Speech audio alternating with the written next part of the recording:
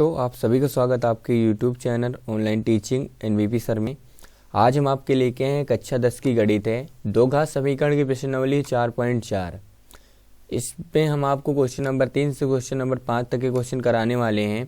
ये video number 33। अगर अभी तक आपने पीछे की वीडियो नहीं देखी है तो आप चैनल के प्ले लिस्ट पर जाओगे, वहाँ पे आपको कक्षा 10 की प्ले लिस्ट मिलेगी। आप उस पर क्लिक करोगे, सारे वीडियो खुल जाएंगे। आप वहाँ से हर एक वीडियो देख सकते हो, पूरी मैथ शुरू से पढ़ सकते हो।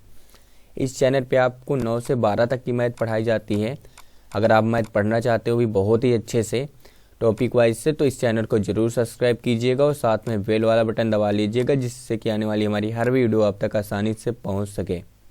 चलिए क्वेश्चन शुरू करते हैं। तो देखिए क्वेश्चन है 3, कह रहा क्या, क्वेश्चन नंबर 3 है। देखिए क्वेश्चन नंबर 3 क्या कह रहा है, कह रहा क्या ऐसी आम की बगिया बनवाना संभव है जिसकी लंबाई चौड़ाई से दोगुनी हो और उसका क्षेत्रफल 800 मीटर स्क्वायर हो। यदि है तो लंबाई और चौड़ाई ज्ञात कीजिए। तो देखिए इसमें सबसे पहले कहा है कि क्या ऐसी बगिया बनवाना संभव है। संभव मतलब क्या होगा कि क्या इसका हम क्या निकालेंगे, विविक्त कर डी बराबर, आपको जिसे पीछे बताया गया है कि डी बराबर पहले निकाला जाएगा। अगर संभव होगा, अगर डी का मान 0 या तो 0 से बड़ा आएगा तो संभव होगा। डी का मान माइनस में जाएगा तो संभव नहीं है। तो देखिए सबसे पहले लिखते हैं। देखिए यहाँ पे मान लीजिए एक क्या है, एक बगिया बनवाना संभव जिसकी लंबाई चौड़ाई, तो मान लीजिए बगिया कैसी होगी, आयताकार। ये मान लीजिए एक बाग है, इसके बारे में बात कर रहा है। इसमें कह रहा है बाग की क्या होनी चाहिए, बाग की लंबाई चौड़ाई से दोगुनी होनी चाहिए। लंबाई क्या होनी चाहिए, चौड़ाई से दोगुनी। तो हम क्या मानेंगे, अगर सोचिए अगर चौड़ाई अगर x है तो लंबाई कितनी होनी चाहिए, 2x। तो यही हम मानेंगे। देखिए लिखेंगे हल माना, हल और इसका क्षेत्रफल क्या होता है पहले से भी जान लीजिए। आयत का क्षेत्रफल क्या होता है, लंबाई गुणे चौड़ाई। तो देखिए जो इसका क्षेत्रफल होता है वो होता है लंबाई गुणे का चौड़ाई। इतना याद रखना है आपको। तो मान लेंगे माना, हम क्या मानेंगे, तो आपको देखिए मानना क्या है, जिसके बारे में नहीं बताया उससे अब मानना। कह रहा है यहाँ जिसकी लंबाई चौड़ाई से 2 गुनी हो। अगर हमें चौड़ाई मिल जाए तो हम लंबाई निकाल सकते हैं। चौड़ाई अगर 10 होगी लंबाई 20 होगी, चौड़ाई अगर 30 होगी लंबाई 60 होगी। तो हम इसको x मानेंगे तो ये कितना आ जाएगा, 2x। तो हम मानेंगे माना बाग की चौड़ाई x मीटर है। कितने मीटर है, x मीटर। तो लिख लेते हैं हल माना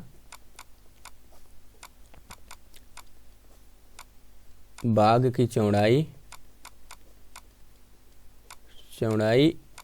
x मीटर है। तो हमने मान लिया बाग की चौड़ाई x मीटर है। तब बाग की लंबाई कितनी आएगी, तब बाग की लंबाई कितनी आएगी, लंबाई आ जाएगी 2x मीटर, क्योंकि वहाँ पे बताया है कि लंबाई चौड़ाई से 2 गुनी। हमने चौड़ाई को x माना है तो लंबाई 2x आएगी। अगर हमने लंबाई को y माना होता तो मतलब चौड़ाई को y माना होता तो लंबाई 2y आती। तो देखिए लिखेंगे आगे प्रश्नानुसार। तो लिख लेते हैं प्रश्नानुसार। प्रश्न कह रहा है कि इसका क्षेत्रफल जो है, देखिए प्रश्नानुसार प्रश्न कह रहा है इसका क्षेत्रफल 800 मीटर स्क्वायर है। तो क्षेत्रफल क्या होता है, तो क्षेत्रफल आपको पता होना चाहिए कि क्षेत्रफल बराबर होता है लंबाई गुणे चौड़ाई। तो इसका मतलब लंबाई कितनी है हमारे पास, 2x है, 2x और गुणे का चौड़ाई कितनी है, x है। और टोटल इसका कितना होना चाहिए, 800 होना चाहिए। तो देखिए इधर लाएंगे तो कितना बनेगा, 2 स्क्वायर, और इधर आएगा तो माइनस कितना बचेगा, 800। इतना हो गया 800 बराबर 0। तो इसको देखना संभव है कि नहीं। तो आपको एक हमने सूत्र पढ़ाया है विविक्त कर, क्या बोलते हैं उससे, विविक्त कर। तो विविक्त कर पढ़ाया गया आपको, विविक्त कर में आपको यही बताया गया है कि जो d बराबर होता है b² - 4ac। अगर इसका मान प्लस का आएगा तब, या तो 0 आएगा तब इसका अस्तित्व होगा, मतलब इस संभव नहीं तो नहीं होगा। तो चलिए सबसे पहले चेक कर लेते हैं। तो देखिए चेक करने के लिए आपको ABC का मान पता होना चाहिए। तो मैंने आपको बताया है कि ax² प्लस का bx प्लस का c, यहाँ से ABC के मान निकलते हैं। x² के आगे जो भी मान होगा वो a का होगा। तो a का मान हमारे पास कितना मिल जाएगा, 2।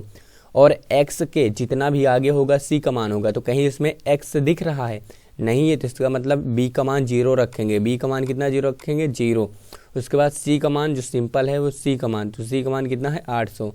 तो c बराबर के माइनस का 800। तो चलिए रखते हैं तो देखिए जब हम इस पे रखेंगे बी स्क्वायर मतलब जीरो का स्क्वायर तो जीरो ही हो जाएगा, जीरो का स्क्वायर माइनस 4a, ए का मान कितना है 2 और सी का मान कितना माइनस के 800। तो देखिए जब इसको हम सोल्व करेंगे तो जीरो का स्क्वायर जीरो और यहाँ माइनस माइनस क्या आएगा प्लस आएगा, ये भी 8 8 रहेंगे कितना हो जाएगा 6400। तो इसका मतलब कितना आया 6400। तो डी का मान देखिए 64 कितना आया है 6400। इसका मतलब क्या है इसका अस्तित्व है, इसका अस्तित्व है, इसका यह संभव है, मतलब क्या है यह संभव है क्योंकि इसका अस्तित्व है। इसके दो भिन्न वास्तविक मूल आएंगे। मैंने आपको 3 कंडीशन पीछे पढ़ा रखी है। पहली कंडीशन पढ़ाई है कि डी का मान जब 0 के बराबर आ जाए और दूसरी कंडीशन पढ़ाई है यदि डी का मान 0 से बड़ा आए और तीसरी मैंने कंडीशन पीछे ही वीडियो में पढ़ाई है कि डी का मान यदि 0 से क्या आ जाए छोटा। तो ये जब आता है डी का मान 0 से बराबर तो इसमें 2 वास्तविक बराबर मूल होते हैं और जब डी का मान 0 से बड़ा होता है तो मैंने इसमें बताया है इसमें 2 वास्तविक भिन्न मूल होते हैं और जब डी का मान 0 से छोटा आ जाए मैंने इसमें बताया आपको कि इसके कोई मूल्य नहीं होता। तो देखिए इसका मतलब क्या है डी का मान 0 से बड़ा है तो इसके 2 भिन्न मूल होंगे। तो कौन से मूल होंगे चलिए ज्ञात कर लेते हैं। तो लिखेंगे इसका अस्तित्व है, मतलब ये संभव है, यह संभव है, संभव है। अगर संभव है तो हमें ज्ञात करना। तो देखिए समीकरण को सोल्व करते तो यहाँ पे समीकरण हमारा था यहाँ पे 2x² बराबर कितना 800। तो लिखेंगे 2x² बराबर के 800। तो देखिए जो 2 भाग में इधर जो गुणा में इधर आएगा भाग में तो x² बराबर कितना आएगा 800 बटेगा 200 भाग करोगे कितना आएगा 400, कितना आएगा 400, जिसका मतलब x² बराबर है 400। तो सोचिए x² का मान अगर हमारे पास 400 आया है, अगर हम स्क्वायर हटाएंगे तो क्या लगेगा रूट के अंदर चला जाएगा 400। तो चलिए लगाते हैं। तो देखिए जब हम यहाँ पे स्क्वायर लगाएंगे यहाँ पे कि स्क्वायर हटाएंगे तो यहाँ पे आएगा रूट में 400। बताइए रूट में अगर 400 है तो बाहर कितना आएगा 1 2 0 है तो 1 0 आएगा और 4 कितना आएगा 2 क्योंकि 20 का है 400। इसका मतलब हमारी चौड़ाई कितनी है, चौड़ाई आ गई है 20 मीटर। कितने मीटर 20 मीटर और लंबाई कितनी आ जाएगी 2 गुनी, मतलब कितनी मीटर 40 मीटर। तो देखिएगा इनका गुणा 800 आ रहा तो आ रहा है तो हम लिख लेंगे अतः बाग की चौड़ाई, अतः बाग की चौड़ाई 20 मीटर तथा लंबाई 40 मीटर है। तो ये हो जाएगा आपके क्वेश्चन के आंसर। सेम टू सेम आपको क्वेश्चन पूरा यही से ही लगाना है। तो चलिए क्वेश्चन नंबर इसका हम कितना देखते हैं, 4 क्वेश्चन नंबर देखते हैं। देखिए ये क्वेश्चन नंबर है आपके सामने 4। कह रहा है क्या निम्न स्थितियां संभव हैं, यदि हैं तो उनकी वर्तमान आयु ज्ञात कीजिए। 2 मित्रों की आयु का योग कितना है 20 वर्ष है। 4 वर्ष पूर्व उनकी आयु का गुणनफल 48 था। तो ये क्वेश्चन लगाना है। तो देखिए आपको बताया गया है कि 2 मित्र हैं, उनकी आयु का योग 20 है। अगर एक 5 साल का होगा दूसरा कितने साल का होगा, तो आप कहोगे 20 माइनस 5 साल का आ जाएगा। इसी प्रकार हमने एक को x मानेंगे तो दूसरे को 20 माइनस का x, क्योंकि ये कंडीशन आपको मैंने पीछे सिखा रखी है। तो लिखेंगे हल, माना पहले मित्र की आयु, माना पहले मित्र की वर्तमान आयु, पहले मित्र की वर्तमान आयु कितने वर्ष मानेंगे x वर्ष है। अब सोचिए अगर पहले मित्र की वर्तमान आयु x वर्ष है तब दूसरे मित्र की कितनी आ जाएगी, तब दूसरे मित्र की वर्तमान आयु कितने वर्ष आएगी, तो 20 और माइनस का x वर्ष। अब देखते हैं प्रश्नानुसार लिखेंगे। प्रश्नानुसार प्रश्न क्या कह रहा है, तो प्रश्न देखेंगे। यहाँ पे प्रश्न कह रहा है कि 4 वर्ष पूर्व, देखिए 4 वर्ष पूर्व उनकी आयु का गुणनफल 48 वर्ष था। मैंने आपको पीछे बताया है कि जब यहाँ पे था की बात आ जाए पूर्व, इसका मतलब 4 वर्ष हमें पीछे जाना पड़ेगा। पहले था और पीछे जाने के लिए हमें क्या करना पड़ेगा, दोनों में से 4 घटाना पड़ेगा। तो सोचिए 4 वर्ष पूर्व ये पहले मित्र कितने रहे होंगे, तो ये रहे होंगे x माइनस 4। इसी प्रकार 4 वर्ष पूर्व दूसरे मित्र कितने रहे होंगे, तो 16 माइनस का 4, क्योंकि 4 घटा देंगे दोनों में से। इससे घटाएंगे तो x माइनस 4 आएगा, इससे घटाएंगे तो 16 माइनस x आएगा। तो प्रश्न कह रहा कि अब इनका गुणनफल कितना होना चाहिए, 48। तो चलिए करा लेते हैं। तो x माइनस के 4 और गुणा कितना होना चाहिए 16 माइनस का x, ये होना चाहिए 48। तो चलिए चेक करते हो। तो सबसे पहले x उठाएंगे और दोनों से गुणा कराएंगे, तो x गुणे 16 कितना आएगा, 16x आएगा। फिर x गुणे x तो माइनस का कितना आएगा, x स्क्वायर आएगा। फिर -4 से गुणा कराएंगे तो माइनस के 4 गुणे 16 कितना होगा, तो 16 चौके 64, तो माइनस के कितना आ जाएगा 64। और ये माइनस का x और माइनस का 4 तो प्लस का 4x बराबर कितना है हमारे पास 48 है। अब इसको जब सोल्व करेंगे दो घात समीकरण, सबसे पहले एक्स स्क्वायर लिखेंगे तो एक्स स्क्वायर हो गया, उसके बाद एक्स लिखते हैं। तो देखिए 16 और 4 कितने एक्स हो जाएंगे हमारे पास, 20 एक्स हो जाएंगे। तो प्लस का लिखेंगे, हमारे पास हैं 20 एक्स आ गए। उसके बाद यहाँ पे देखेंगे कितने हैं माइनस के, कितने 20 एक्स हो गए हमारे पास। तो लिखते हैं यहाँ पे माइनस के कितने एक्स हैं, तो माइनस के हैं 64। माइनस कितना है, तो माइनस का 64 है। तो माइनस का हमने 64 लिखा, यहाँ पे माइनस एक्स स्क्वायर था और उधर से आएगा तो माइनस का 48 आएगा, बराबर कितना लिखेंगे 0। अब इसको देखते हैं तो देखिए माइनस का एक्स स्क्वायर है और ये प्लस का 20 है एक्स, और इसको कितना आ जाएगा, इसको जोड़ लेंगे, माइनस माइनस सेम निशान जोड़ेंगे। 8 से 12 कितना हो जाएगा 2 और 10 से 11 मतलब 112 बराबर कितना 0। चाहे तो आप माइनस कॉमन कर लो क्योंकि आगे माइनस है, तो माइनस कॉमन कर लो, या तो ऐसे ही इसका हम विविक्त कर निकालते हैं, देखते हैं इसका अस्तित्व है कि नहीं। तो हमने आपको पढ़ाया कि d बराबर बी स्क्वायर माइनस 4ac, तो यहाँ पे ax स्क्वायर आ जाएगा, यहाँ पे bx आ जाएगा और यहाँ पे c। तो चलिए निकाल लेते हैं, क्या निकाल लेते हैं, विविक्त कर, विविक्त कर। तो चलिए विविक्त कर ज्ञात करते हैं। तो हमने आपको पढ़ाया है d बराबर होता है बी स्क्वायर माइनस 4ac। यह ज्ञात करने के लिए इसको लगाया जाता है कि समीकरण का अस्तित्व है कि नहीं, इसका कोई मान निकलेगा नहीं। अगर यहाँ पे आपको फिर से बता दें, 3 कंडीशन मैंने फिर से पढ़ाई आपको, d बराबर 0 और d का मान 0 से बड़ा होना चाहिए और d का मान जब 0 से छोटा होता है। इसमें मैंने बताया इसके 2 बराबर वास्तविक मूल होते हैं, इसमें मैंने आपको बताया इसके 2 भिन्न वास्तविक मूल होते हैं और इसमें कोई मूल्य नहीं होता। जब d का मान 0 से छोटा मतलब माइनस में जाएगा तो उसका कोई मूल्य नहीं होगा। तो देखिए यहाँ चेक करते हैं, तो b का मान कहाँ से कितना है 20, तो यहाँ लिखेंगे 20 का स्क्वायर, लिख लेते 20 का स्क्वायर हो गया, यहाँ पे 20 का स्क्वायर,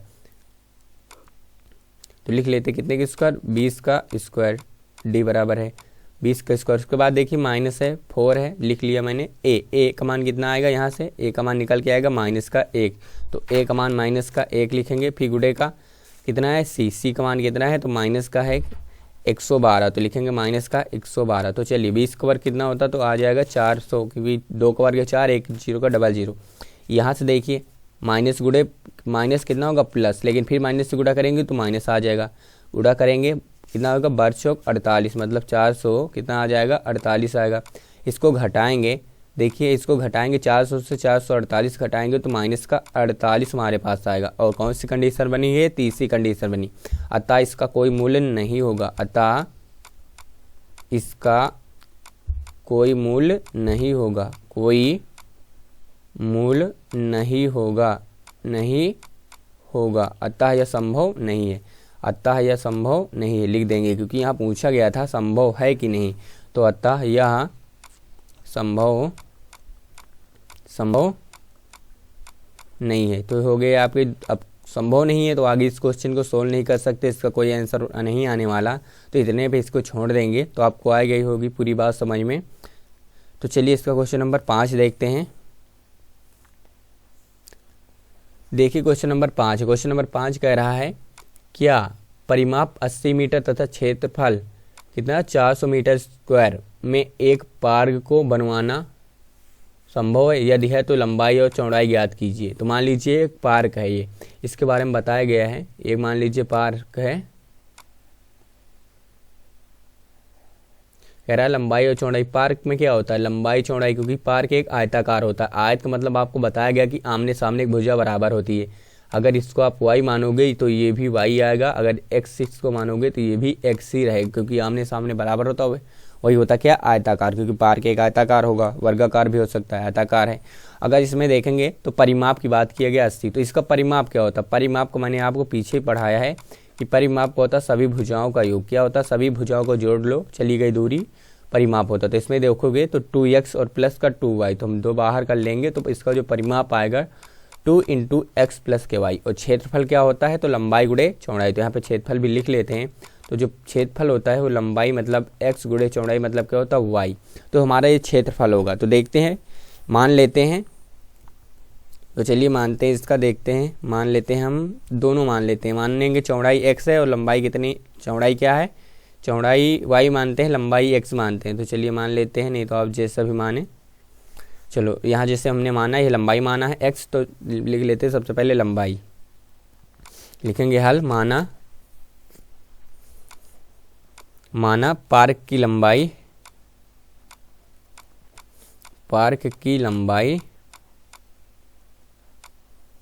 लंबाई कितनी है, तो पार्क की लंबाई मान लेंगे हम x मीटर है।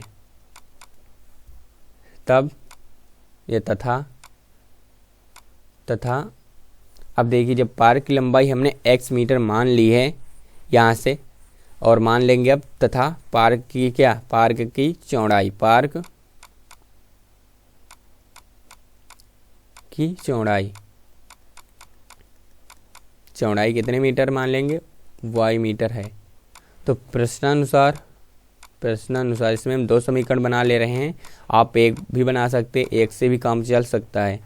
तो देखिए, पार्क की लंबाई x, पार्क की चौड़ाई x, पहले का रहा परिमाप 80 है, तो इसका मतलब परिमाप क्या होगा, 2x प्लस वाई। हमारे पास इसका मतलब 2x प्लस वाई, इनका मान कितना है, 80 है। तो देखिए, दो यहाँ गुणा में इधर आएगा भाग में, तो इसका मतलब हमारे पास x प्लस का y बराबर कितना बन जाएगा, बराबर बन जाएगा 40 आ जाएगा।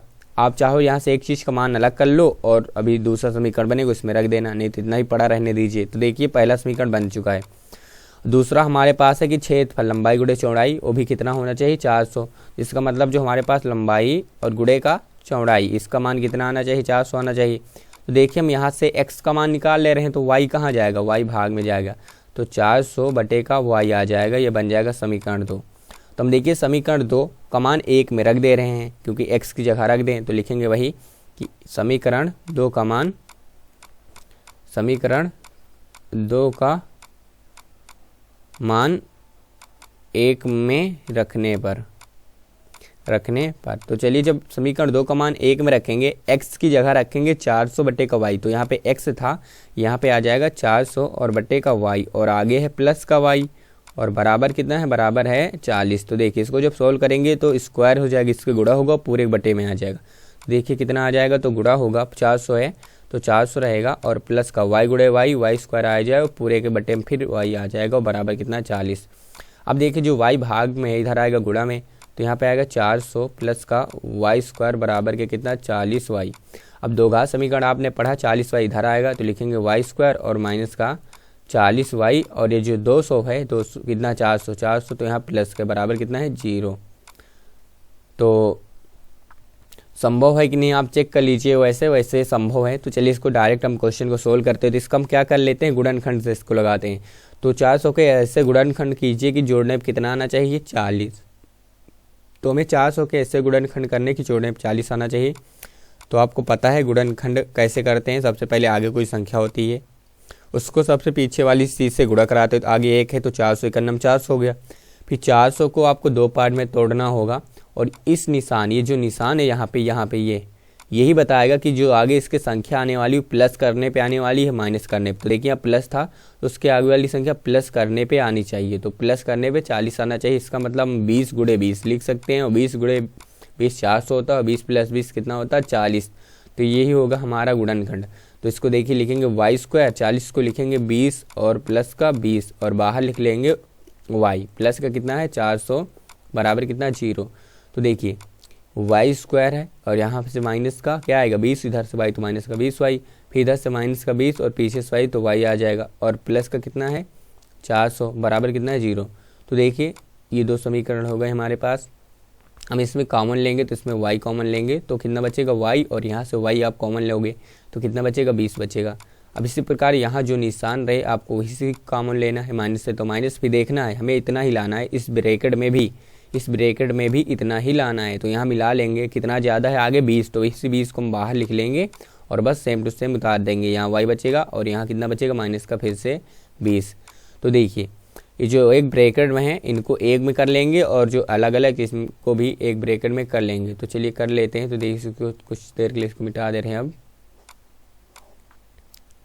चलिए आगे कर लेते हैं। तो देखिए, हमारे पास आ चुका है कि एक में आ गया y माइनस का 20, ये तो एक कॉमन वाली हो गई, और ये जो बाहर लिखा एक ये दूसरे ब्रैकेट में हो जाता है, ये भी है y माइनस का 20। तो चलिए इनको अलग अलग करेंगे क्योंकि हमें मान निकालना है, तो मान निकालने के लिए इनको हमें अलग अलग करना पड़ेगा। तो हमारे जो गुणनखंड में आए हैं y माइनस 20 है, दोनों में y माइनस का 20। तो देखिए इनको हम अलग अलग कर लेंगे क्योंकि हमें बराबर ये कितना है 0, आंसर निकालना है x y का मान। तो y बराबर कितना आएगा इधर भी, देखिए इसको जब अलग अलग करेंगे तो y माइनस क्या है, y माइनस का 20 बराबर कितना है 0, इधर भी y माइनस का 20 बराबर कितना है 0। तो इधर भी देखिए y माइनस का 20 था, इधर आएगा प्लस का, y माइनस का 20 था, इधर आएगा प्लस का। तो हमारे पास देखिए हमने क्या माना था, y को चौड़ाई।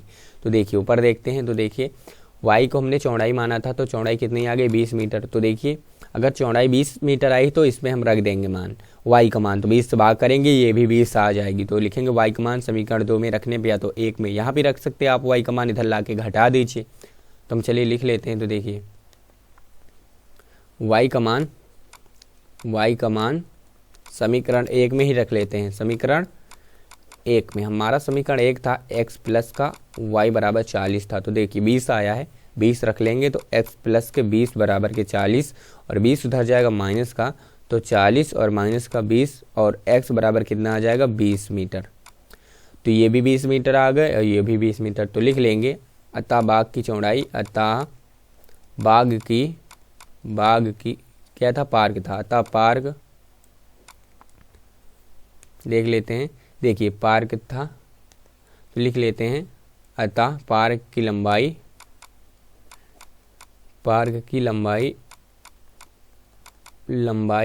20 मीटर तथा चौड़ाई 20 मीटर है, चौड़ाई 20 मीटर है। तो ये हो गया आपके इस क्वेश्चन का आंसर। ये वीडियो अच्छी लगी तो लाइक कर लीजिएगा और चैनल को ज़रूर सब्सक्राइब कीजिएगा मैथ पढ़ने के लिए। अब ये चैप्टर ख़त्म हो चुका है, दो घात समीकरण। अब अगले वीडियो में आपको हम पढ़ाएंगे समांतर श्रेणी। चलिए मिलते हैं अगले वीडियो पे।